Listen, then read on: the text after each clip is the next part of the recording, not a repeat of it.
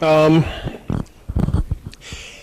Basically, I like the look of the film, and I like the acting style. I like the fact that you play against melodrama for the most part.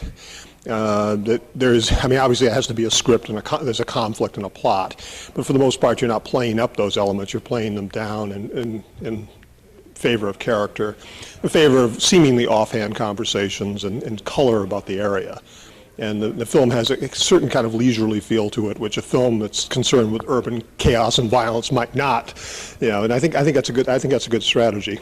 I wanted to talk about where the idea comes from, and then I'll talk about where you get your actors and things like that. Let's talk about the idea first of all. Okay. Well, I grew up in San Francisco, and I was involved with the graffiti subculture as a kid in the '80s. So the original inspiration came from my personal experience. I've also been working with at-risk kids for the past 13 years or so, and so the original story idea came from that. Now, should I talk about Picasso? Why not? Let's talk about Picasso. It's a totally different tangent, but anyway, I'm going to bypass Picasso for now. So then we brought on Brian Burnham, who is somebody who's been involved with the graffiti subculture very closely for the past 10 years or so. He's been retired for a few years, but had a lot of personal experience and connection with the graffiti subculture in San Francisco. So he was an old friend of mine, and I brought him on originally just to provide feedback on the script, and he ended up kind of ripping things apart, and I handed it over to him, and he ended up taking the lead on the script and also took the lead in the film in the end. So that's how the idea was born. I mean, the genesis of the project was, Ben mentioned Picasso. He actually had a dream, that crazy as it sounds, that Pablo Picasso was a graffiti writer in present day, and he was hanging out. And that's really where it started, and Ben started researching Picasso's life. And do you want to talk about where that took you? Yeah, so I mean, I ran with that, and I was really inspired by the concept, and so I started looking into his adolescent years and how he grew up, and there was this moment in time in his life that the idea was born on, where he was basically, his blue period was inspired by tragedy. A best friend of his died, and so that the whole idea, the whole concept was rooted in inspiration being born of tragedy. So, the story idea came from Pablo Picasso's life and that dream that I had, but the concept of setting it in the graffiti subculture came from personal experiences of mine and Brian Burnham's. One of the things we talk about a lot in the film, in the book that we've written about making the film, and we talk about when we have Q&As after the festival screens and so on. It's about this graffiti model for filmmaking that we kind of follow, in that, graffiti artists, they get in, they do their thing, and they get out. They move quickly, but they have incredibly tight teamwork. They plan ahead, but they also have enough flexibility that if something comes up, they got to run with it and work with it and maybe run away from it in some cases. So, with us, that was like, well, here we go. Picasso, all right, is the inspiration. We're going to have the lead character's name that he writes be Picasso as well. We're going to name the movie Picasso, and we're going to go to the Picasso estate, and we're going to ask the Picasso estate, we'd like to do this, and it's an homage on one level, but it's also an update of who Picasso is and a whole new generation, and we'd like to use some Picasso artwork in addition, and you know what? We'd like you to give us some money as well, because why not ask, And we got we got the quickest, shortest no. I mean, it was like they didn't give it two thoughts. And we don't take no for an answer. So, I mean, we kept pushing and pushing, and it was just going nowhere. And they actually did, I think, push it back to his, I don't know, grandson or something, and it didn't go anywhere. Yeah. So it started with Picasso, but it kind of set the tone for the film in that, okay, they said no, we'll change the name and we're moving on with the project. And we did that time and time again when we were dealing with Hollywood, when we were dealing even with festivals, and even with distribution. I mean, we're distributing this thing ourselves theatrically, which is crazy. Nobody should do it. It's the most insane thing for a filmmaker to do because we make movies. But there's no other way for us to get out there, and in order to make movies, you got to have an audience. So we're doing it ourselves. The only question I had about the film was the title, which I think is not the best hook in the world, because I'll tell you, as somebody who has to look at 500 films a year, or consider 500 films a year, titles either leap out at you or they don't. And Quality of Life just reminded me of some eco-food documentary or something. I mean, it has a different feel than the kind of film that you've made. And where does this title come from? Did you consider any other titles? Well, quality of life actually means something to our audience. So we knew that, but we also knew that it was going to be a stretch to reach out beyond our audience and have it mean something to them. But our hope is with the title that by naming it this, we can create this nationwide dialogue around the subject of quality of life laws. Quality of life laws were started in New York some 20 years ago when they were trying to clean up the city. Vietnam was over, the economy was in the tanks, so they said, we're going to clean up the city, and they lumped together drug dealing, prostitution, and graffiti and treated them as the most serious crimes in the city and said, we're going to clean up the city. And so they started persecuting graffiti like it was rape or murder, and people were doing serious time for it. And those quality of life laws quickly spread across the country like a plague.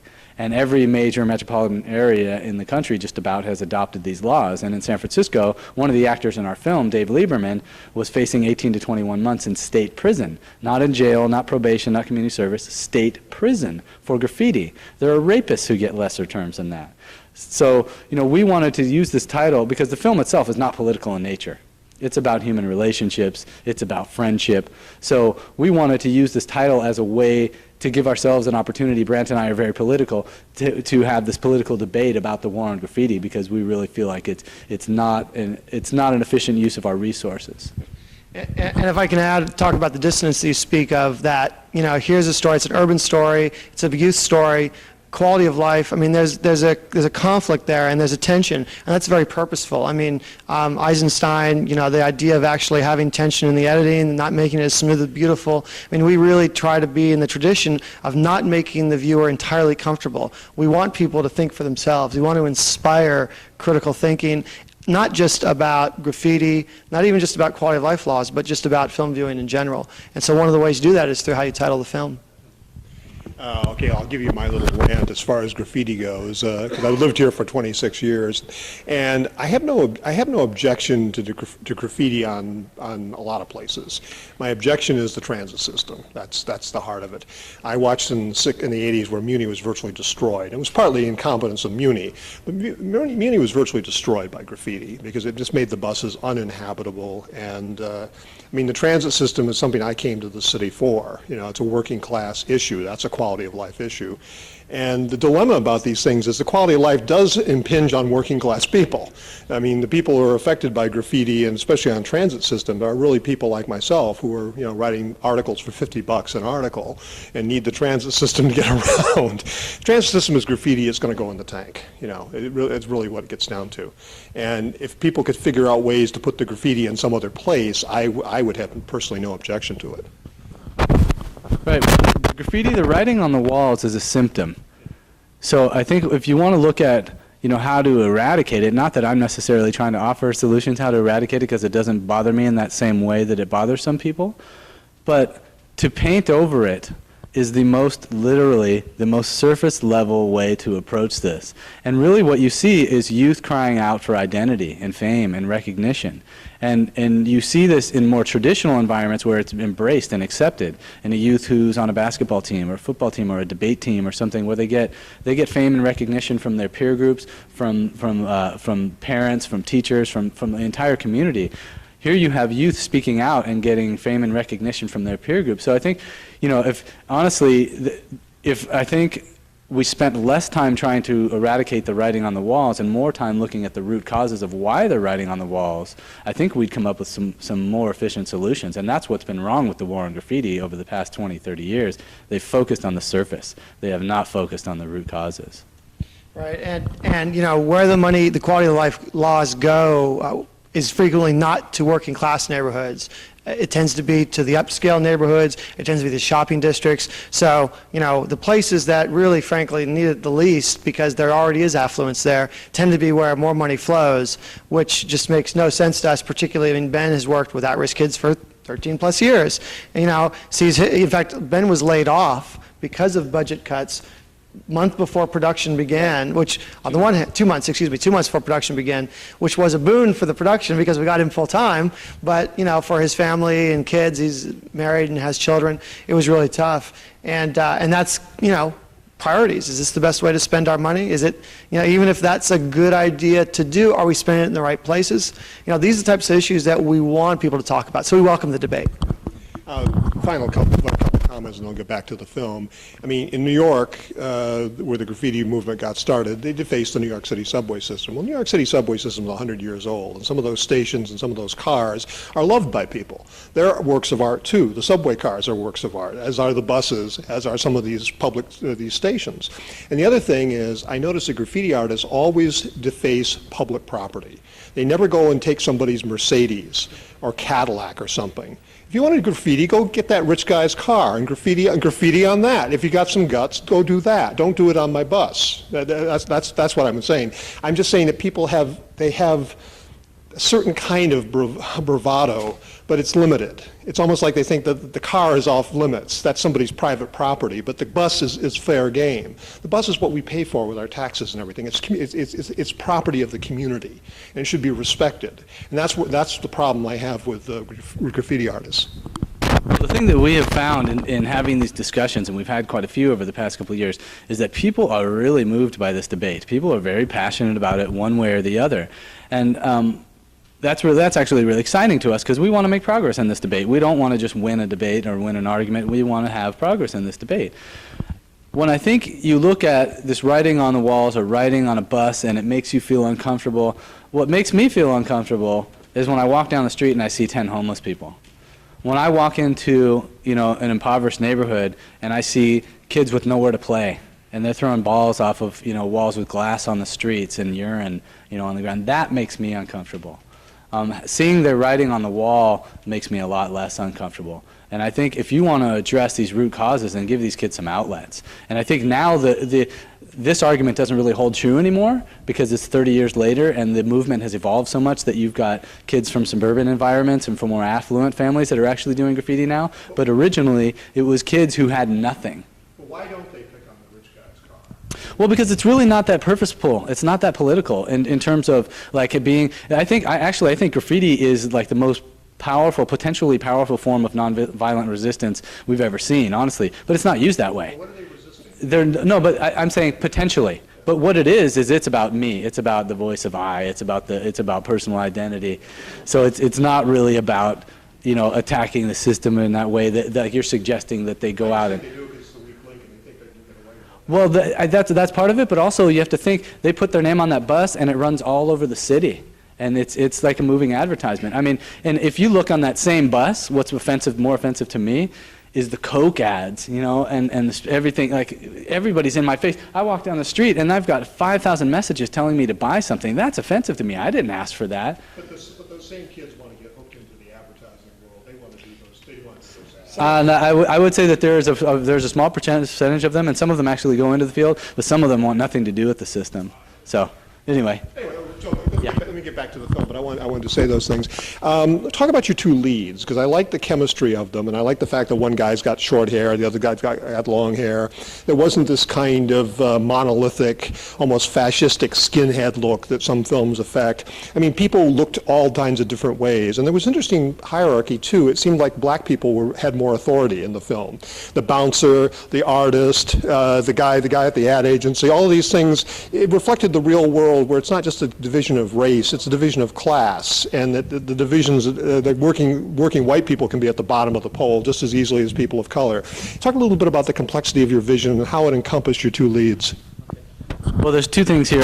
First, I'll talk about the diversity. That was a very conscious issue made on our part that, we were not going to have the stick-up kid be a person of color. That was not an option, and I really wanted Dino to be a person of color. So I really wanted to have the roles of power and authority be diverse, and so that was a very conscious decision on our part, and especially in Hollywood films, it's so, you've got somebody who's a murderer or rapist, it's going to be a black guy, it's going to be a Latino guy, So we were certain to not let that happen. Now, in terms of the leads, we actually did have a more diverse cast originally. We had a Latino guy and we had a white guy, and the Latino guy dropped out a week before production. He got a paying gig, the big like 6-figure TV show deal, and so he dropped out, disappeared on us, and that's where Brian Burnham got put in. Brian's an old friend of mine, co-wrote the script with me, really involved with the subculture. He's dark-haired, longer hair guy. But I didn't want him in the role because he and I fight too much and it's not healthy on the set. He wrote the screenplay. I know you can't have the screenwriter on the set. And so there were a million reasons not to cast Brian. But once the other actor dropped out, there really was no choice. And Lane Garrison, who plays Mikey, is an incredible talent out of L.A. We cast him out of L.A. He's, on Prison Break, the TV show now. He's done another indie feature now that's going to be playing film festivals called Crazy. He's written scripts, sold scripts. And so we were really fortunate to get both these guys, really. I'm going to have a question, if that's okay, because I think it's interesting to talk about the model for how the cast, particularly those guys, were living leading up into and during the production, because this wasn't just, we didn't have like big hotels and stuff like that. So I want to talk about how that helped out and what that looked like. Well, I'm all about cinema verite. I want it to be real. I'm not looking for people to perform. And when we were casting, I wasn't looking for performers. I wanted people who could be real in their skin. So we found a pretty grimy little dive of an apartment in the Mission. And so I brought Lane from L.A., and he and Brian and I all lived in this tiny little 2-bedroom apartment. It was Curtis's house in the movie. And so Lane got to live this world, and he went out with Brian and partied every night and saw this world. And so, it was really a conscious decision to put Lane and Brian too, because, he wasn't necessarily living the lifestyle like he was in the movie either, but for them to live this life during the filming of the movie.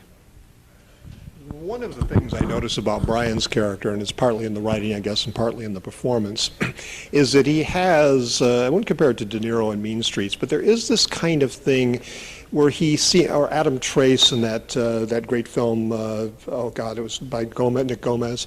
There's this, yeah, Laws of Gravity. There's a character who seems charming and sexy. I'm a gay man. He's sexy and everything. At the same time, he's a fuck-up. And his fuck-upness is hidden, is masked by his charm and his the sensuality around him and other things that you like about him. But he has this kind of subtle fuck-up thing. I think Adam Trace got that really in Laws of Gravity very nicely. De Niro was a little bit more out there. But I think Brian has that quality, which is subtle and which helps a film like this. It always helps to go against the cliches and to have the elements sneak up on you, and you get to like somebody who then you realize is a terminal fuck up at the same time. And what do you do? That's Charlie's problem in Mean Streets. What does he do with the Robert De Niro character? Because if you stay with him, you're going to get killed. That kind of thing. Talk a little bit about that. Well, I think in many ways it's a lot easier to be a successful fuck up than it is to try to go out and do something with your life. And that's who Curtis was. That's who Vane was in this movie. And Brian was at a point in his life where that's kind of the life he was living. And he kind of wanted to be more Mikey. So Brian was, both characters and trying to figure out who he was. So, I don't want to say it was typecasting, but Brian definitely related to the role in a very personal way. And in terms of who Brian is, when I go out with him, he's a character. I mean, when you're in public with him, he is who he is, and he's very comfortable in his skin. And so we've had a lot of comparisons like that to De Niro and so on, and to the Mean Streets performance in particular. But he's a very raw, natural talent, and I actually see Brian going places with this acting thing. This is the first time he's ever acted, actually. And I mean, you're picking up on something, which is that he's got a real charisma. It's magnetism that is there, but you're right, underneath it, in the performance, he really has an anger, a rage that, comes out, been brought out, and the cinematographer brought out in a few scenes in particular where, it's like you get a window suddenly into, whoa, something deeper is going on here. And then that plays out to the rest of the movie, of course. One of the scenes I liked was that scene where the fight breaks out in the art showing, the guy's gallery installation. I love the scene where you have the doorman, the huge black doorman, and that's a nice, good actor, nice rap there. It's one of those great moments in a movie that could not be there. but it's the movie's so much richer for it being there, that kind of thing. It's all those things that don't further the plot, but further our sense that we're in a particular place. But when they get into that fight, because the fight seems to come out of, quote, nowhere, quote unquote, and the way Brian's character acts, he is like a little bit, he's somebody who doesn't want to make nice, or he isn't going to help the situation, and then the whole place gets basically destroyed because of his attitude, essentially. And that's nice because it sets us up for other things that might happen. Right, and that definitely that painted the picture for who his character is, and that is who his character is, and we know people like that, and Brian can relate to that on some level. That I've seen this stuff happen with friends of mine, and they just snap. I mean, you won't suspect it. It's not like, it doesn't lead up to it, and I think that's a lot of things with Hollywood films. You got to paint the picture, you have to set the tone, and yeah, exactly. With the foreshadowing, that was one of the criticisms we had in the script, is that they wanted to foreshadow who he was more, and in terms of the resolution and the ending of the movie, and we said no way. I mean, I've dealt with this personally, and close friends of mine and people I know. You don't see it coming, and that fight set that tone. That he's done some blow and he's been partying and things are going a little crazy, and there's some history with this guy and his cousin, but it just happens, and that's Curtis's character. Is that and that's what you see Mikey running away from. Is that I'm tired of the spontaneous, disasters. I want some stability in my life. I want to know what's coming. So that's where I think, in that moment, is where their characters diverge. Let's go out and get a beer. No, I'm going home. That's like where their friendship starts to split. I'm a boxing fan, and one of the things the guys always say is that the punch that hurts is the one you don't see coming, basically. And that's one of the reasons why people like boxing, is precisely because it has a spontaneity about it. It's not all preconceived. And that's, I think, one of the values of your film, is that the spontaneous feel of it. Talk a little bit about what it was like to shoot on the streets and everything, because you get a very real feel to that. And I know it's not easy, and San Francisco has permits, and how guerrilla was it and all this kind of stuff. Yeah. First off, the city of San Francisco was extremely supportive with the film office and SFPD. The reality is that they want people to shoot movies in San Francisco, and so they're doing their darndest to make sure that happens. We were shooting a film about graffiti, which is not something that they are particularly fond of, but they recognize that this was essentially a character story and so on. What's also interesting is that, number one, many of our locations were private property. You don't need permits to shoot on private property. So, even if we were in a yard with the trucks and so on, it was private property. We could do whatever we want within, reason, of course. And even on the streets, as long as you don't set down a tripod and you don't stop traffic or stop people from walking, you don't need a permit for that either. Now, if a big crowd is going and it's becoming a scene, they'll give you some grief. But Ben really tried to shoot this, and the cinematographer, Kev Robertson, tried to shoot this as a sort of documentary mode. So, I mean, it's almost like you want to hide in the bushes so that the cheetahs and the gazelles don't see you. And we kind of took that approach a little bit. There's a number of scenes where we just kind of we had a small crew. We sort of blended into the landscape, and people went in and out. And if they went in enough that we would recognize them, we got their signatures, and because we need to get their approvals and so on. But the reality is that it's not that tough to shoot like that if you're not have these huge lights, and you got the 700-person crew, and you have all the food wagons and honey wagons and so on. I don't know if you want to add to that. Well, we did. We approached this film the same way that a graffiti writer approaches art, which is, we adopted what we called the graffiti model to get this film made, because graffiti writers create these powerful, compelling images with no resources. So we decided, especially once we realized we didn't have any money, that we were going to adopt that as our model. So, it was the get in, get your shot, get out model. So we knew that we didn't have time to scout locations. We didn't have time to shoot test footage. We didn't have time to light things perfectly. So we approached it with that graffiti ethic in mind, that we were going to come in, we were going to do the best we could, and we were going to get out. So that graffiti model it infected our entire cast and crew and how we produce this film and how we're distributing it and how we wrote our book and how we're distributing the book. And so it's really it's infected the entire process. Talk a little bit about where the film goes, because these films can be very dark and people are affected by the darkness of the ending. But talk a little bit about your decisions and what you made in terms of where the film actually goes. Well, I don't give away the ending. But we did have a running theme of impermanence, because graffiti art is an impermanent medium. You know, it's not like a canvas that's painted and then is in, you know, the Smithsonian Institute under perfect lighting and perfect, you know, oxygen conditions. It's something that's going to be there and it's going to be gone. So with that theme of impermanence runs through the film, with the mandala and with the ultimate conclusion. It's all about impermanence, that things come and things go. So that was like a core theme that we used to throughout the story. Yeah, I mean, a couple of things. I mean, number one, there's the impermanence and a tie-in with some of the sort of the Buddhist discussion partway through the film, and that was, you know, kind of fun and interesting for us to take something that has this, you know, 1,000-year history that's got all these traditions, and to bring some of the ideas from that into the setting that would seem to be so foreign, but actually has a lot of interesting parallels, because there's a universality to this notion of impermanence and not wanting to be impermanent. In other words, of trying to do something that lasts, which is just very fundamentally human. And that tension is a lot of what goes on thematically. We try to do, at least. Hopefully it went on for the audience in terms of the film. The other thing is, we didn't want to tie everything up at the end. We didn't want to say, this is what happens to every single person happily ever after. This is the path they're going to be on. Little snapshots, you know, at the end with what happened to them 10 years later. You know, we wanted the audience to hopefully be able to get into that world enough so that they can sort of talk among themselves, if you will, about what happens next in a credible way. And I think good movies do that. You know, we're not thinking of doing a sequel, so that's not that intention. It's really, we hopefully have built enough of a world that it now can spin off on its own in each viewer's mind. Right. Well, I really am not a fan of films that tie everything up in a nice little bow. I want the audience to leave with something. I want to leave them thinking. I want to leave them talking. So that was definitely purposeful. Okay, talk a little bit about the male friendship that develops between the two characters, and the conflicts and the things about their friendship.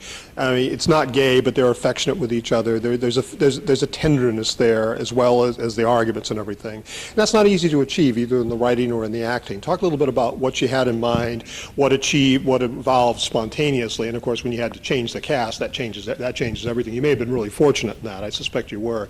But talk a little bit about how that works, because these are the two guys who tell us the story. Ultimately, this is not a story about graffiti. It's set in the graffiti subculture, but it's a story about friendship. It's a universal story about human relationships. And so we wanted these actors to be really close, so that's why we all moved into this small apartment together. That's why we spent so much time together, and Brian and Lane did become really close, and they did understand each other in that same way, and they also got on each other's nerves in the same way that the actors did in the film. So we were really, I mean, living it with this film, you know, on every level. That everybody was, you know, frustrated and tired in the same way that they were on screen. So, you know. Oh, there's plenty of stories to tell, but you know, Brian's one who lives this world, and this is his town. And so when Lane came here, Brian just really corrupted him, and you know, just took him out living his lifestyle. And you know, I could tell 100 different stories. Not sure if we're at liberty to. Yeah,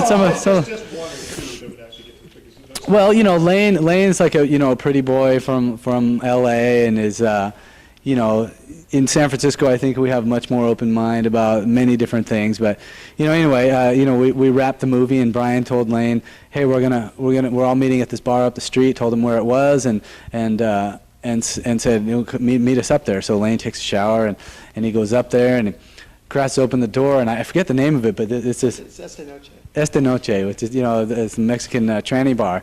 So Lane barges in, and he says that the music like literally stopped.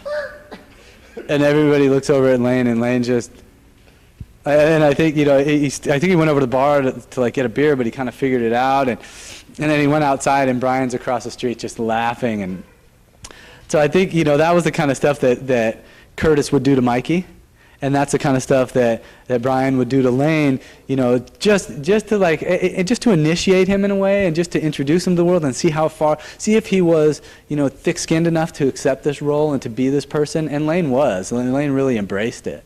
Yeah, I mean, we had the big party scene, and here's a scene that could have come off and just look like a bad community TV project if we would have, had 5 people huddled in a corner trying to make it look like a 100-person crowd. We needed extras. Day of the shoot, the producer had literally my girlfriend, her roommate, and a friend from out of town as the extras for our and some crew that we could throw in there for the 100-person party. This scene that it was 3 pages of dialogue. It was 13 pages. That scene was 13 pages of dialogue. Had a fight. We didn't even have a stunt coordinator. I mean, this was a train wreck waiting to happen. Wake up that morning. They start rehearsing in the morning because, of course, the night shoot. So the shoot is actually in the evening. And Brian says, "Well, so you got this party set?" And Ben's like, "Well, actually, we're trying to find some extras." He's like, "Ah." So in between each of the pages or so of dialogue, as they're taking breaks, Brian will be on his cell phone calling his friends, saying, "There's a party tonight. It's for the movie. Let's go. Call people." Well, 100 people showed up. All his friends. It was like a real party. We said no alcohol on the set, and magically some appeared. I don't know quite how that happened. And so they're having a good time. They're having a party. The DJ's playing stuff and so on. And lo and behold, it became exactly what was written. And it was just by virtue of, Brian making some phone calls, the word getting on the street, and then these people just coming and having a good time. And it's like there was enough moments like that in the movie where it's like the forces of good aligned with where our needs were, that something magical happened. And it was just time and time again that seemed to happen. Talk a little bit about that fight that takes place at that party, because at the end you see the guy laying down fairly realistically. And talk a little bit about how you staged that, what you wanted to do, and what you think you accomplished. I think it was effective. And fights are always tough because you got limited resources and people can really get hurt, and that would be a real disaster.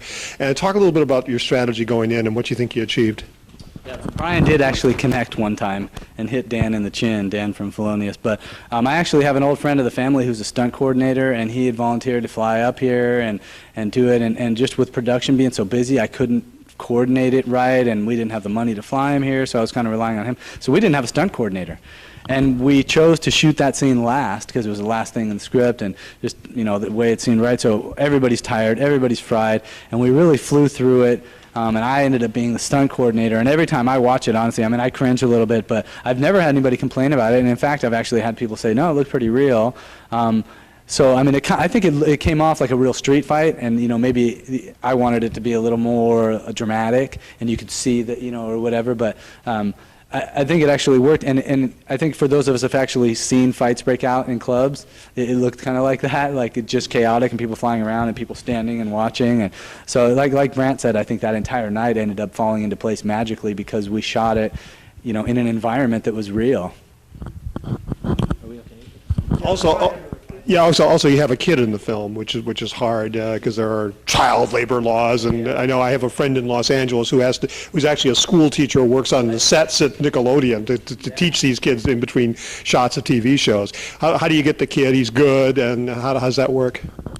Well, casting is tremendously difficult, and we spent months and months and months casting in general. Casting for the kid was really hard. The kids that we found that had acting experience had already been kind of corrupted by acting teachers and were acting, and I didn't want an actor. I wanted somebody who was more raw, and Gerald was that kid. He was the first kid that we saw that was really natural in skin. I wanted somebody who was biracial, because I wanted to make it clear that wasn't Curtis's kid.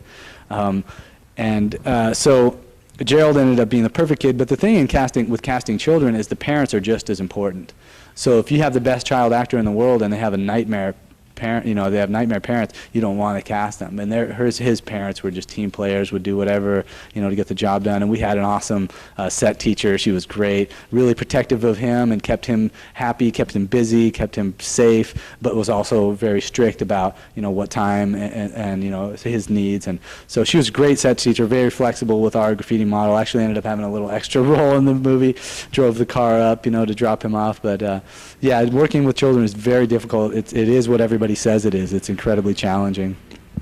And the final question, you talked a little bit about improvisation around the script, with things like the spilling the pizza sauce on the shoes and stuff like that. Talk a little bit about stuff that does come up in improv and how that happens with your two actors. Well, I do always encourage my actors to rewrite their dialogue because it might sound fine in my head, but when it comes out of their mouth, it might not feel natural. So all my actors always rewrite their dialogue so it fits, you know, in terms of the words that they say. In terms of the scene, obviously, you're not going to reshape the scene. But whenever Brian was in a scene, I kept things looser because non-actors don't work well with scripted dialogue. But when it was not Brian, like when it was Pops and Mikey in the van arguing, that was all scripted to the note. And when it was Mikey and Lisa, it was always very scripted. But when Brian was involved, it was a little looser, and people, you know, everyone was aware of that. But I'm also very loose in general in terms, I don't care if people hit every last line in the script. There are milestones in the scene that have to be hit. I'm very strict about that. We're not going to rewrite the scene on the set. You know, we have to stay the course.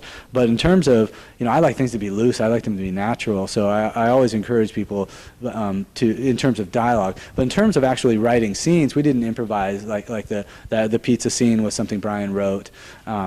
But outside, you know, when we had passersby going, that was improvised. So there are moments that are improvised, but the majority of it was pretty well scripted. What are your film models? Fiction film models? Oh, film models. It's funny. It's a lot like music to me. That, you know, I love punk, but I also like classical. You know, I have very eclectic tastes. So with filmmaking, you know, like I love Woody Allen because he sets the camera there and the wonderful performances unfold and he's hilariously funny. But I also like Mark Levin, who's very, you know, gritty and raw. And, you know, Bicycle Thief is an incredible influence on me. Trainspotting was an incredible influence on me. But I also love comedy. Blazing Saddles and Hollywood Shuffle are maybe two most favorite movies ever. So I draw from a lot of eclectic tastes. But in terms of the films that I put on the screen, I'm really drawing from real life. Like that's my biggest inspiration. I watch movies and I'm infected by movies. I'm infected by art. I'm infected by music. But in terms of my influence for what I put on the screen, it's real life.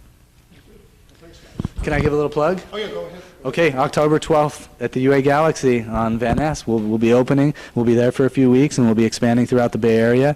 Check out for updates on our website, qualityoflifethemovie.com. That's qualityoflife-themovie.com. Thank you.